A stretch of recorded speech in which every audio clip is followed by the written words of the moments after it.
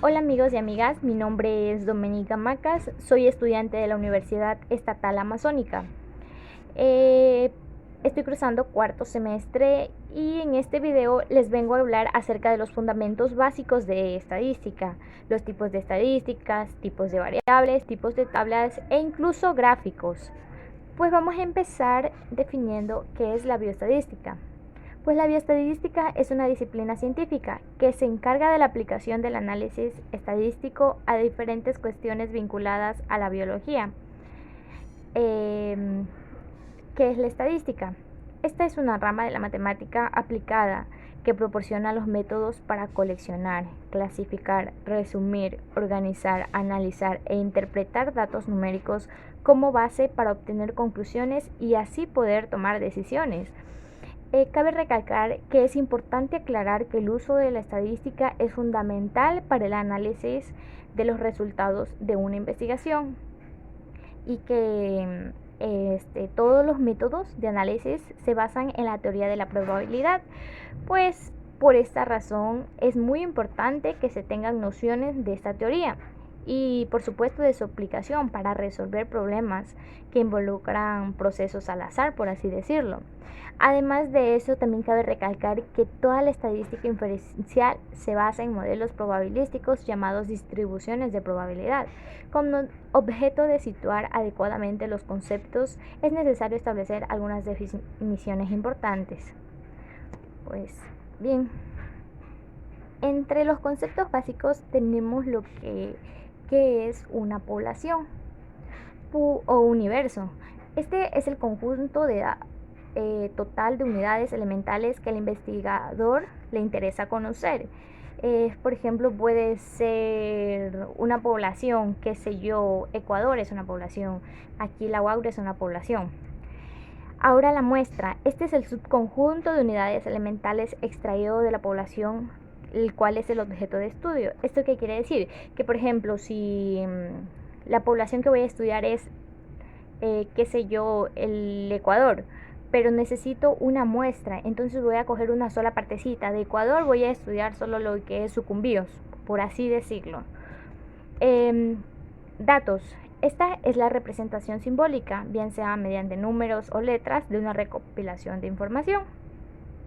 Y parámetros. Esta es la representación simbólica, bien sea mediante números o letras de una recopilación de información, la cual puede ser cualitativa o cuantitativa, que facilitan la deducción de una investigación o un hecho. Ya. Estadístico. Esta es una propiedad descriptiva de una muestra. Por ejemplo, aquí se puede aplicar la media, la varianza. También tenemos lo que es el censo. Este es el estudio para recolectar datos de toda una población, como por ejemplo el censo que saben hacer para, qué sé yo, saber cuántos ciudadanos viven en dicho país, dicha ciudad. Pues ahora por lo consiguiente veremos algunos tipos de variables. Pues bien, una variable es una magnitud que puede tener cualquier valor entre los comprendidos en un conjunto. Hay que tener claro eso. Por lo consiguiente, la vamos a subdividir en dos, en variables cualitativas y variables cuantitativas. Pues como primer punto vamos a ver las variables cualitativas. Esta es un tipo de variable estadística que describe las cualidades, circunstancias o características de un objeto o persona sin hacer uso de números. Aquí no se va a hacer uso de números. Algunas características que podemos colocar aquí es que no se pueden medir numéricamente, no otorga datos específicos y a veces tampoco un orden lógico. Especifica una condición, cualidad o característica. Cuando los valores de dicha variable son solamente dos, se llama dicotómica. Cuando distingue tres valores o más, se llama politómica. Pues esto ya lo veremos a continuación. Pues aquí tenemos algunos tipos de variables cualitativas, como ya lo había mencionado antes. Tenemos lo que es las dicotómicas, como ya se los dije. Estas solo son dos valores posibles, no más. ¿Es hombre o es mujer? Sí o no, se acabó. Tenemos las politómicas, que esta tiene más de dos valores posibles. Puede ser tal persona es alta, baja, mediana y así sucesivamente. Tenemos una variable nominal.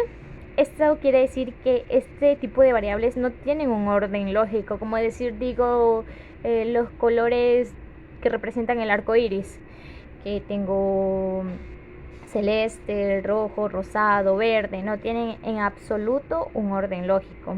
Y pues las conocidísimas variables cualitativas ordinales, que estas desde luego tienen un orden lógico. Aquí podemos nombrar el abecedario, A, B, C, D hasta la Z, que como conocemos ya vendría a ser un orden lógico. O también el nivel socioeconómico, alto, medio, bajo. Y pues así tenemos una infinidad de ejemplos. Pues bien, ahora veremos lo que son las variables cuantitativas. Estas son las que otorgan como resultado un valor numérico. La palabra mismo lo dice, ¿no? Y pues algunas características de esta es que estas expresan sus valores con números, que ya lo habíamos mencionado, son utilizadas generalmente en encuestas o entrevistas. Utilizan gráficos llamados diagramas integrales y diagramas diferenciales para mostrar la frecuencia relativa de las variables. Y también pueden servirse de diagramas de barra para otorgar cifras. Y bueno, y así vamos a ver una infinidad de variables cuantitativas. Pues los tipos de variables cuantitativas que aquí tenemos son las continuas. Estas pueden otorgar un valor de cualquier intervalo o medición, o sea, decimales. Por ejemplo, tal persona mide 1,75, 1,75 metros. O sea, es un valor continuo, una variable cuantitativa continua. Tenemos las discretas, que estas otorgan cifras que se encuentran separadas en escalas. O sea, quiere decir que no poseen valores entre ellas, sino que el resultado comprende un valor exacto. Por decir, una persona, son dos personas, nunca puede ser una persona y media, por así decirlo. Si están dos personas, es dos personas, un número exacto, no tiene decimales. Pues las variables cuantitativas de intervalo, estas es que no tienen un cero absoluto que indique una ausencia de magnitud. Y por último, la de razón, esta tiene un cero absoluto que indica ausencia de una magnitud. Pues bien, ahora entraremos a los tipos de tablas estadísticas. Aquí tenemos los tipos de tablas tipo 1.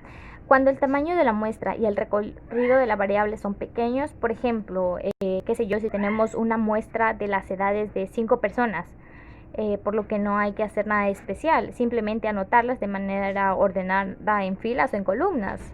Aquí están, por decir un ejemplo, una edad de los 5 miembros de una familia, 5, 8, 16, 38, 45. Puede ser en fila o en columna, ya que, o sea, este tipo de tabla es sencilla, por así decirlo. También tenemos las tablas tipo 2. Aquí es cuando el tamaño de la muestra es grande y el recorrido de la variable es pequeño, por lo que hay valores de la variable que se repiten. Por ejemplo, si preguntamos el número de personas activas que hay en 50 familias, obtenemos la siguiente tabla. Ahí están las personas activas que están en 50 familias. Entonces podemos observar que la variable toma valores comprendidos entre 1 y 4. Por si observamos ahí. Y dice, por lo que precisaremos una tabla en la que resumamos estos datos, quedando así la siguiente tabla. Podemos colocar las personas activas que están. Bien, ahora veremos las tablas tipo 3. Cuando el tamaño de la muestra y el recorrido de la variable son muy grandes, es necesario agrupar en intervalos, en clases. Por ejemplo, si a un grupo de 30 alumnos les preguntamos el dinero en que en ese momento llevan, nos encontraremos con estos datos. Pues bien, evidentemente la variable estadística tiene un recorrido muy grande, por lo que si queremos hacer una tabla con estos datos tendremos que tomar intervalos. Para decidir la amplitud de los intervalos necesitaríamos decidir cuántos intervalos queremos. Pues normalmente se suele trabajar con no más de 10 o 12 intervalos. Entonces aquí sacamos la amplitud. Como tenemos 4.998, lo dividimos para 10.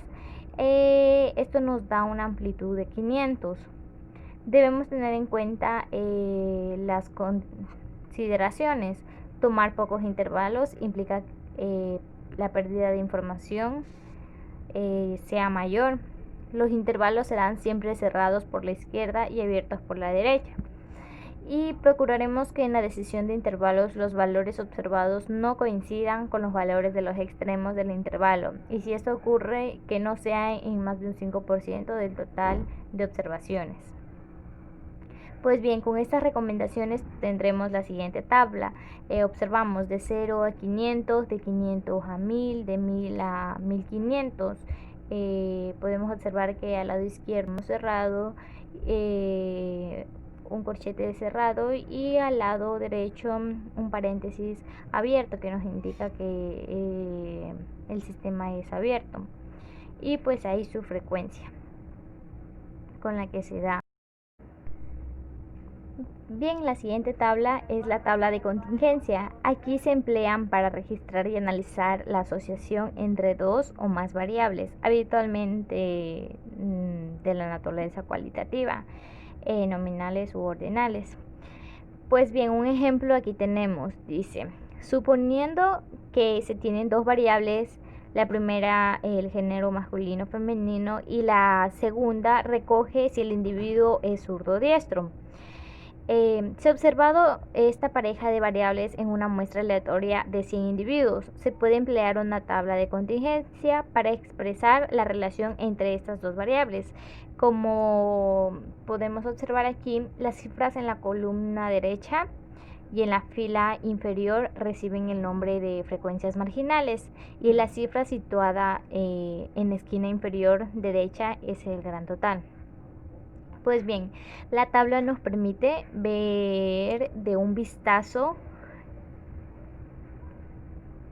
que la proporción de hombres diestros es aproximadamente igual a la proporción de mujeres diestras. Sin embargo, ambas proporciones no son idénticas, y la significancia estadística de la diferencia entre ellas puede ser evaluada con la prueba de x al cuadrado de Parsons. Pues esta quiere decir que se considera una prueba no paramétrica que mide la discrepancia entre una distribución observada y otra teórica, indicando en qué medida las diferencias existentes hay entre ambas, y si es que las hay, se deben al azar en el contraste de las hipótesis. Pues bien, estas son una muestra aleatoria de una población, y pues si la proporción de individuos en cada columna varía entre las diversas filas y viceversa, se dice que existe asociación entre las dos variables. Si no existe asociación, se dice que ambas variables son independientes.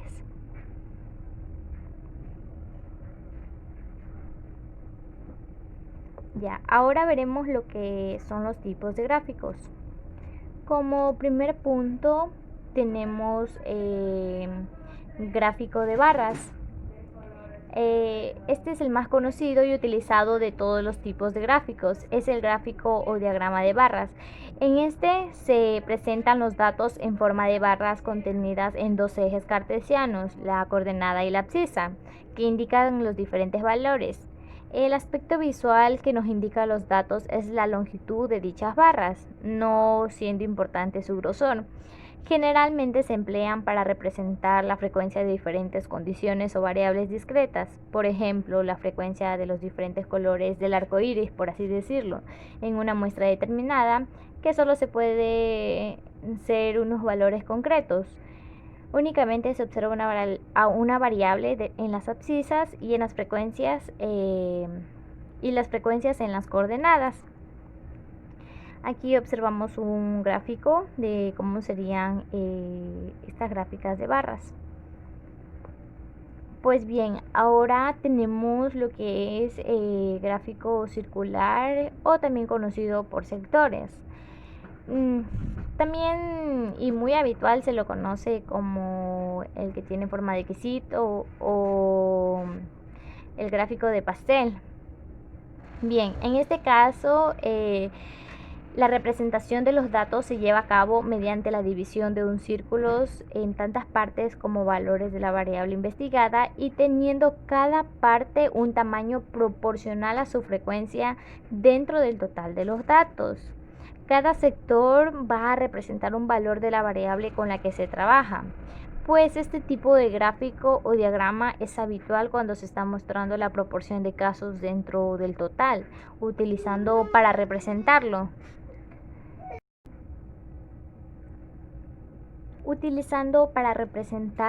valores porcentuales, el porcentaje de cada valor. Aquí podemos observar una imagen de cómo es un grafo circular o también conocido como el gráfico de pastel. Por consiguiente tenemos el histograma, aunque a simple vista es muy semejante al gráfico de barras. El histograma es uno de los tipos de gráfica que a nivel estadístico resulta más importante y fiable. En esta ocasión también se utilizan barras para indicar a través de ejes cartesianos las frecuencias de determinados valores, pero en vez de limitarse a establecer la frecuencia de un valor concreto de la variable evaluada, refleja todo un intervalo. Se observa pues un rango de valores que además podrían llegar a reflejar intervalos de diferentes longitudes. Esto permite observar no solo la frecuencia, sino también la dispersión de un continuo de valores, lo que a su vez puede ayudar a inferir la probabilidad. Generalmente se utilizan ante variables continuas como el tiempo. Y aquí observamos su imagen. Bien, por consiguiente el gráfico de líneas. Bueno, en este tipo de gráficos se emplean líneas para delimitar el valor de una variable dependiente respecto a otra independiente. También se puede usar para comparar los valores de una misma variable o de diferentes investigaciones utilizando el mismo gráfico, o sea, usando diferentes líneas. Es usual que se emplee para observar la evolución de una variable a través del tiempo. Un ejemplo claro de este tipo de gráficos son los polígonos de frecuencias. Su funcionamiento es prácticamente idéntico al de los histogramas, aunque utilizando puntos en vez de barras, con la excepción de que permita establecer la pendiente entre dichos puntos y la comparación entre diferentes variables relacionadas con la independiente o entre los resultados de distintos experimentos con las mismas variables. Por último tenemos el gráfico de dispersión. Pues este gráfico de dispersión, o también llamado gráfico XY, es un tipo de gráfico en el cual mediante los ejes cartesianos se representan en forma de puntos. Todos los datos obtenidos mediante la observación pueden ser al azar incluso.